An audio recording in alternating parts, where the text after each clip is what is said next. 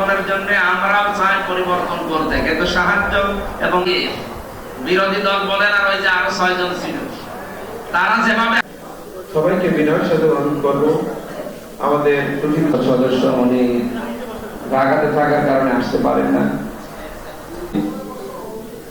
আজকে এখান থেকে আমরা ফিরব সবাই দূরীভূত করার জন্য আমরা চেষ্টা করব।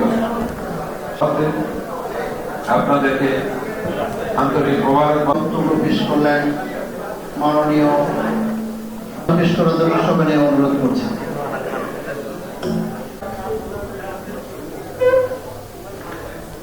বিশিষ্ট জনদের নিয়ে আজকের এই বিশিষ্ট ইসলামিক চিন্তাবিদ আমাদের যে স্লোগান চলো একসাথে করি বাংলাদেশ, জনাব মুফতি আমির হামজা আল্লাহ নবী সাল্লাল্লাহু আলাইহি সাল্লাম কামিন সাল্লাল্লাহু আলাইহি বলেন যে এই সেই রমজান মাস যে মাসে কোরআন নাযিল হয়েছিল, কোনটা ভালো কোনটা মন্দ এটা বাস বিচার করে চলতে হবে। কোরআন যেখানে এই রমজান মাসে এসেছে আমাদের ভালো মন্দ নাই। এই 3টা আসনে আপনারা আমাদেরকে ভোট দিয়ে নির্বাচিত করেছেন। আমরা মনে করি আমরা এলাকাবাসী, আমরা অমুক উপজেলাবাসী হিসাবে সেই উপজেলা মডেল কুষ্টিয়া জেলা হিসাবে সারা বাংলাদেশের কাছে পেশ করি। এই আহ্বান জানিয়ে সঠিক যে রোজা দিয়ে আমাদের যে তাকওয়াবান হতে পারি, আমি সেই দোয়া করে সবার সুস্বাস্থ্য কামনা করি। ভালো কুষ্টিয়া জেলার 2 নম্বর আসন যে নিয়ম আছে ব্যবসা করা এবং ইসলামের নিয়ম আছে, আপনাকে 20 টাকা লাভ করতে পারেন, কিন্তু সে লোকটা বিক্রি করছে কয়েকটা মুরগি মরে যায়, ওইটা আমি এদের উপরে তুলি। এর কি সবগুলো জায়গা দেখতে পাচ্ছি, সদর হাসপাতাল, মেডিকেল কলেজ এবং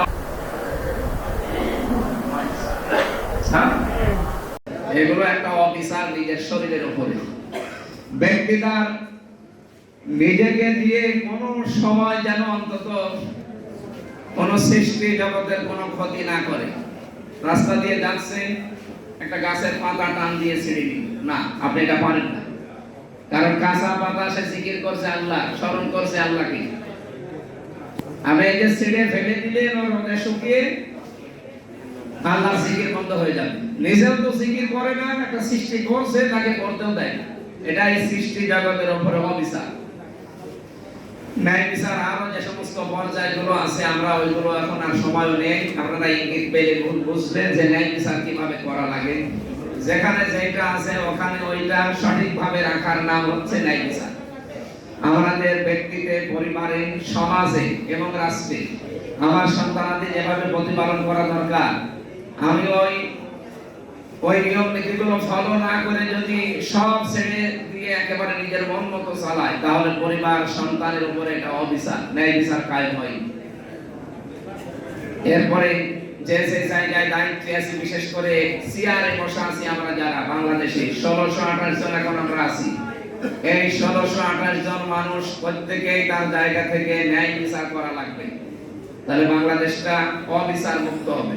আর এই 1628 জন মানুষ যদি পরিবর্তন না হয়, এরা যদি ন্যায় বিচার কায়েম করতে না পারে, এই বাংলাদেশের 18 না 20 না এখনো যদি 50 কোটি মানুষ তৈরি হয়, তাও তারা ন্যায় বিচার এই দেশে কায়েম করতে পারবে না। এজন্য আমাদের উচিত, এটা রেকর্ড হচ্ছে তো এই কারণে বলছি, আমরা এই 1628 জন যারা দায়িত্বে এখন আছি, আমাদের উচিত প্রত্যেকের আমাদের কুষ্টিয়ার ডিসি এবং এসপি ওনারা যেভাবে চলতে চাচ্ছে বা চলছে, আমার মনে হয় হযরত ওমরের জিন্দেগিটার সামনে অনুসরণ করা দরকার আমাদের। আমি তাদের কাজে খুশি এবং তারা বাস্তবতা যা দেখাচ্ছে।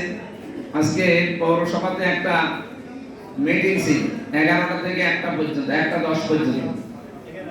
ওখানে প্রবেশ করার পরে সবচেয়ে বড় বিষয় যেটা বৈষম্য চলছে আমাদের কুষ্টিয়া পৌরসভার ভেতরে, কমপক্ষে 12টা আজকে নোট করেছি।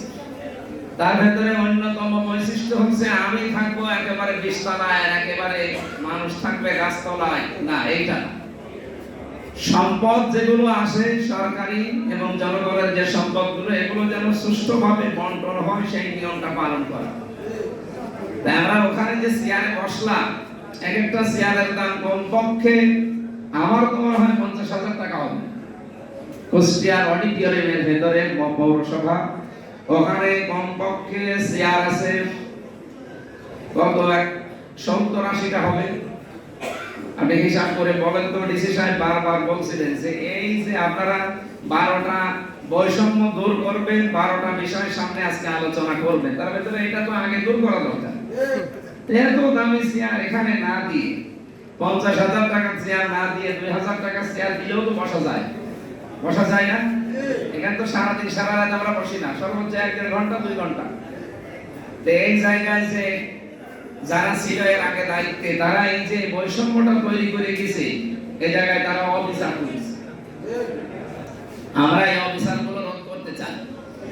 আগামীতে যারাই দায়িত্ব পেয়েছি, শুধু জামাত ইসলামের এই 3 জন না, বিএনপির আর একজন আছে, আমাদের এই 4 জন মিলে আমরা অন্তত কুষ্টিয়াকে সাজাতে চাই যে কোনো জায়গায় যেন অবিচার না থাকে, সব জায়গায় যেন ন্যায় বিচার হয়।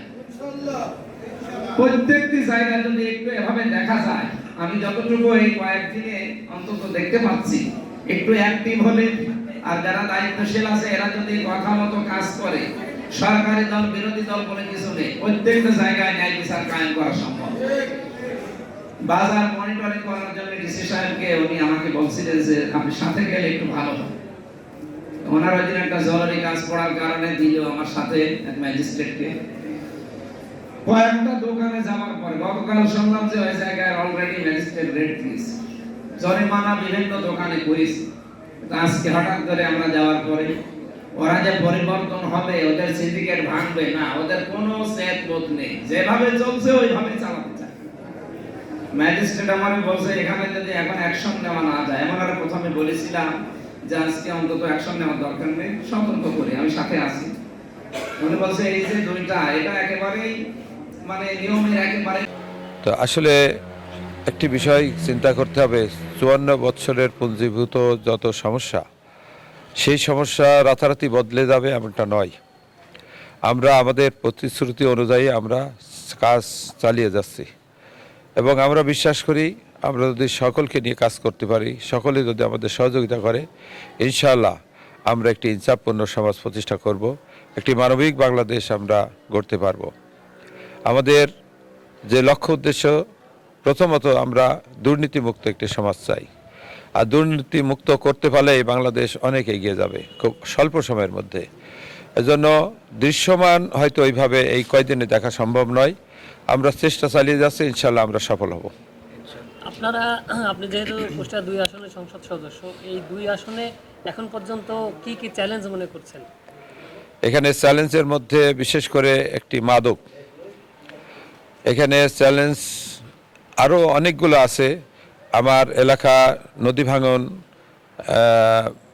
আছে, আমার প্রায় 6টা ইউনিয়ন নদী ভাঙনের কবলে।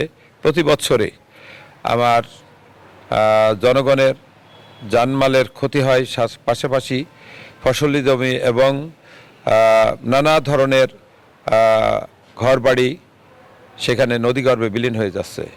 এটা আমি মনে করি যে এই প্রতি বছরে কিছু কাজ হয়, কিন্তু সেই কাজের মধ্যে দুর্নীতি থাকার কারণেই সেটা স্থায়ী রূপ দেয় না। আমি চেষ্টা করব এবার যে এটার ব্যাপারে আমি পার্লামেন্টেও কথা বলবো, ইনশাআল্লাহ একটি স্থায়ী সমাধান করার আমার ইচ্ছা আছে। সেই ক্ষেত্রে আমরা যেহেতু বিরোধী দল, কতটুকু পারবো জানি না, তবে আমার আন্তরিকতার কোনো অভাব থাকবে না এবং আমি একটা স্থায়ী সমাধানের জন্য আমি চেষ্টা করব। এখানে আরও কিছু বিষয় আছে, সন্ত্রাস কবলিত এটা এলাকা, সন্ত্রাস দমনের জন্য প্রশাসনের কর্মকর্তা এবং এই সঙ্গে যারা সংশ্লিষ্ট আছে তাদেরকে ইতিমধ্যে দৃষ্টি আকর্ষণ করেছি। আমরা সব ধরনের অন্যায় অপকর্ম আমার এই আসন থেকে আমি নির্মূল করতে চাই, সে ব্যাপারে সকলের সহযোগিতা চাই। আমরা শুধু 5 আগস্টের পরে নয়, 5 আগস্টের আগের থেকেও বাংলাদেশ জামাত ইসলামীর ভিশন একটি আছে। সেই ভিশনের মধ্যে 3টা ভিশনের এক নম্বর হচ্ছে মানবতার সেবা। সেই মানবতার সেবার কাজ আমরা সরকারে থাকি আর না থাকি, জনপ্রতিনিধি থাকি আর না থাকি, এই কাজটা আমরা চালিয়ে গেছি। যখন যে মানুষ বিপদে পড়েছে, অগ্নিকাণ্ড হোক, রোগাগ্রস্ত হোক, ঘরবাড়ি না থাক, আমরা তাদের পাশে দাঁড়িয়েছি সার্বক্ষণিক। প্রতিটা সময় এই সমস্ত কাজের ভিতর দিয়ে আমরা জনগণের মন জয় করতে সক্ষম হয়েছি এবং আমরা এই মেসেজ সাথে সাথে আমরা পৌঁছেছি। অনেক সমস্যার সমাধান করা যায় না, কিন্তু রাষ্ট্র বা সরকারের যে দায়িত্ব, প্রত্যেকটি নাগরিকের যে মৌলিক অধিকার, খাদ্য, বস্ত্র, শিক্ষা, চিকিৎসা, বাসস্থান, নিরাপত্তা, এই সবগুলি পূরণ করার দায়িত্ব সরকারের। আমরা সেই ধরনের সরকার গঠন করতে পারি নাই। আমরা জনগণের কাছে বলেছি যে আপনারা যদি আমাদের নির্বাচিত করেন, তাহলে আমরা যদি দেশ পরিচালনার দায়িত্ব পাই, অবশ্যই এই মৌলিক অধিকার আমরা নিশ্চিত করব। সেই কারণেই জনগণ শুধু আমার এই আসনে নয়, সারা কুষ্টিয়া নয়, সারা দেশেই এর প্রতিফলন, সেই প্রতিফলন সারা দেশে ঘটেছে। আপনারা দেখেছেন নির্বাচনের দিনের ফলাফল রাত 11:30 পর্যন্ত জামাত ইসলামী সবসময় বেশি আসনে এগিয়েছিল। হঠাৎ করে ফলাফল বন্ধ হয়ে গেল। বন্ধ হয়ে যে ইলেকশন ইঞ্জিনিয়ারিং হয়েছে সেটা আজকে দিবালোকের মতো স্পষ্ট। জামাত এবং একদলীয় জোট যদি ক্ষমতায় যেত, তাহলে এই দেশের চিত্র অবশ্যই 3 বছরের মধ্যে পরিবর্তন হয়ে যেত। 1 বছরের মধ্যে দৃশ্যমান পরিবর্তন আমরা দেখতে পারতাম এবং 3 বছরে এই দেশ অনেক উন্নত দেশের চেয়ে ছাড়িয়ে যেত। সেই ফলশ্রুতিতে আমরা কুষ্টিয়ার এই 3টি আসন আমরা মনে করি এখানে ইলেকশন ইঞ্জিনিয়ারিং করার সুযোগ তারা পাই নাই, বিধায় আমরা নির্বাচিত হতে। আমার কুমারখালী খোকসায় প্রথম চ্যালেঞ্জ হচ্ছে মাদক, দ্বিতীয় বিষয় হচ্ছে নদী ভাঙন, জলাবদ্ধতা, তারপরে আরও অনেক সমস্যা, দুর্নীতি, চাঁদাবাজ, এরকম বহু সমস্যা আছে। আমরা একে একে চেষ্টা করছি। আমরা চাঁদাবাজ মুক্ত কুমারখালী খোকসা গড়ার একটা প্রত্যয় নিয়ে মাঠে নেমেছি। ইতিমধ্যে এই চাঁদাবাজের বিরুদ্ধে আমরা ব্যবস্থা নিয়েছি। বিভিন্ন চাঁদাবাজি করা হচ্ছে টোলের নামে, সেসব ব্যাপারেও আমরা কথা বলেছি। কোনো জায়গায় বন্ধ করেছি। গোড়াই ব্রিজে চাঁদাবাজি আমরা বন্ধ করেছি। মাদকের বিরুদ্ধে আমরা বিভিন্ন অভিযান চালিয়েছি। তো মাদক একটা বড় চ্যালেঞ্জ, এটা মোকাবেলা করা কঠিন। তারপরেও আমরা মাদকের বিরুদ্ধে যুদ্ধ ঘোষণা করেছি। ইনশাআল্লাহ মাদকের ব্যাপারে মাঠে থাকবো। নদী ভাঙন নিয়ে আমরা আমাদের আমির জামাতের সাথেও কথা বলেছি। আমির জামাতও নদী ভাঙনের ব্যাপারে কুষ্টিয়ার জনসভায় বক্তব্য দিয়েছেন। আমার 2টা পৌরসভা এবং 10টা ইউনিয়ন নদীর কবলে। এ থেকে ভাঙন থেকে রক্ষা করার জন্য আমরা পানি উন্নয়ন বোর্ডে কথা বলেছি। পানি উন্নয়ন বোর্ডের ইঞ্জিনিয়ারকে নিয়ে এসে বিভিন্ন নদী ভাঙনের জায়গা আমরা দেখিয়েছি, সেখানে পাইলিংয়ের ব্যবস্থা করা হবে। তাই এমনিভাবে আমরা আমাদের উন্নয়নের কাজগুলি এগিয়ে নিয়ে যেতে চাচ্ছি। সবেমাত্র 9 দিন হলে আমরা শপথ নিয়েছি। আমরা মনে করি সকল চ্যালেঞ্জ আমরা মোকাবেলা করে ইনশাআল্লাহ খোকসা কুমারখালীকে একটা উন্নত খোকসা কুমারখালী হিসাবে গড়ে তুলতে পারবো ইনশাআল্লাহ।